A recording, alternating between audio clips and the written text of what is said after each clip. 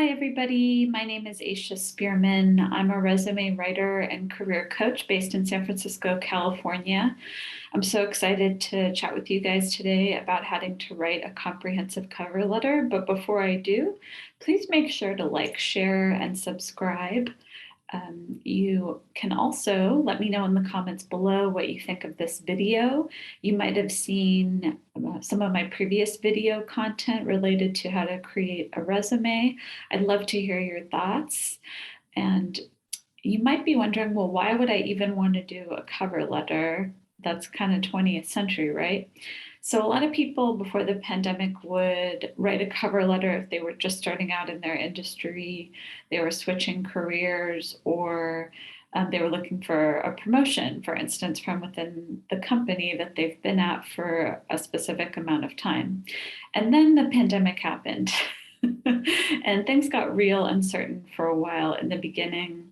I'd like to say that the last couple months or so, like the last 6 months, the beginning of 2022, things have really changed. And there are also still a lot of people out there, the Great Resignation. You've probably been reading about that.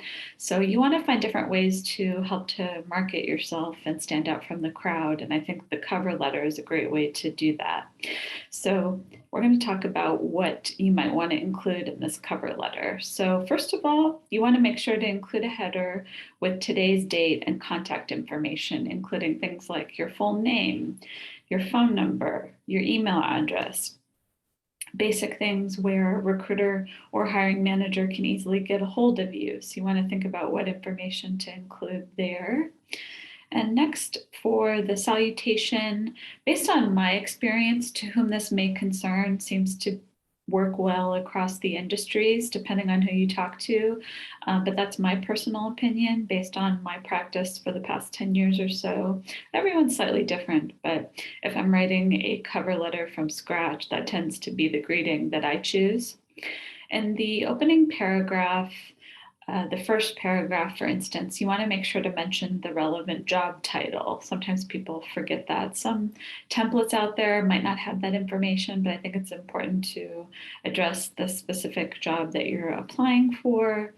You also want to make sure that you talk about why you're interested in this particular role, what stands out to you about the company, and you want to find different ways that you can draw parallels there based on your own experience. So if you have certain qualifications, if you're a software engineer, for instance, maybe there's certain projects that you've worked on that help demonstrate that you're a good fit. Or if you have particular certifications that you've received within the past couple of years or so for Agile, Python, you name it. You want to make sure to mention that as well if you feel like that's going to be pertinent for the position you're applying to. And then in the first section of the cover letter, you also want to set a first impression, right? You want to let the reader know who you are, why it's important, that it's important to appeal to this person quickly and succinctly. I want to mention here that cover letter is usually one page in my experience. Maybe there are some exceptions out there, but 99% of the time, the cover letters that I work on are about 1 page in length. So for the middle paragraph, you want to make sure to provide a brief overview of your background and why it's going to be relevant for this particular position. So for instance, you're going to talk about key achievements, different skills and specialties that make you particularly suited to perform well in the position. And you also want to focus on 1 or 2 competencies and provide specific details about your success, including measurable impacts you made. Again, for the software engineer, I know some product managers, they help get things done. They're assigned a specific project. They start out with the basics, 1, 2, 3, if you will, and then once the project is complete, they're able to provide their department or provide the company ultimately with a beta version of a new software program that the company is going to be able to put out on the market. So you want to think about different scenarios that might be helpful or useful in that instance. So for the closing paragraph, you want to focus on potentially another key achievement or skill that's relevant to the position. Again, you don't want to give them too much information because, again, we're most likely trying to keep this to one page. But if you feel like it's relevant to go into a bit more detail, you have the option in the closing paragraph. Instead of repeating the same details from your resume, you want to utilize the cover letter to expand on specific stories or anecdotes that display your fitness for the role. So maybe you've already talked about different projects. Maybe you want to talk about how you're able to, reach across the aisle, so to speak. You work cross-functionally within the organization. It requires you to reach out to other departments, pick up the phone every now and then to make sure that things get done on time, that sort of thing.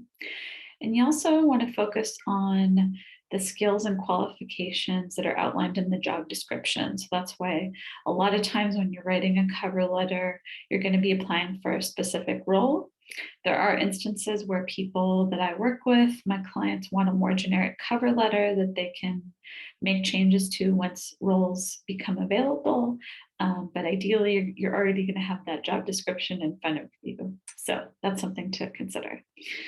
And in terms of ending your cover letter, you want to make sure that the paragraph summarizes why you are applying for the role and how you're going to be a great fit. So any way that you're able to draw parallels there, that would be appropriate.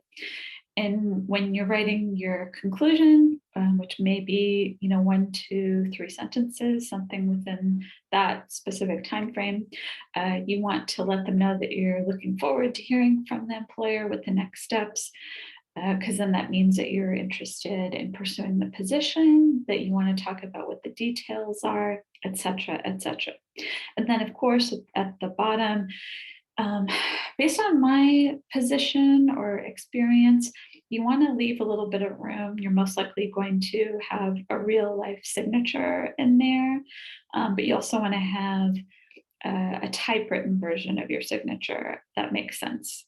If not, please make sure to get in touch with me. My website is workinggirlsresumeservice.com. I can send you a couple examples as well, just to help you get a bit more familiar with what does a cover letter look like? What does this look like in the real world, so to speak? Well, I'm glad you asked. I was able to find something pertaining to what a cover letter might look like. Again, it ain't perfect, but it was provided by Indeed.com. So I'm very much grateful to them. So as you can see here, based on what we covered a little bit earlier, you're going to have the date and contact information at the top there, the header, if you will, just so if a recruiter or hiring manager is going to be looking at your information and be able to easily reach out to you. So next would be the date, if you have room to put that on there. And then the salutation and greeting is going to be after there. So this one says, "Dear hiring manager." You might want to use my suggestion, which is, "To whom this may concern." Then next would be the opening paragraph, which we talked about, with the company name, the job title, just letting them know what some of your competencies and relevant skills are for this particular role. And the middle paragraph is going to go a bit more in depth, right? So that might be your bread and butter, so to speak, talking about projects, talking about relevant skills at your current or previous position. And then in the closing paragraph, you don't want to go too in depth, but you might want to highlight some things that you weren't necessarily able to include in the resume or in previous paragraphs here. And then, of course, closing out and leaving your signature there towards the bottom. Well, that's all that I had for you guys today. I hope it was helpful. I hope it was useful. Don't forget to like, share, and subscribe. Let your colleagues know, let your family know, let your friends know if you have any. I'm sure you do. And if you're still at a loss for words, you can reach out to me. My contact information is in the description of this video, and I look forward to chatting with you guys again soon. Take care. Have a great day.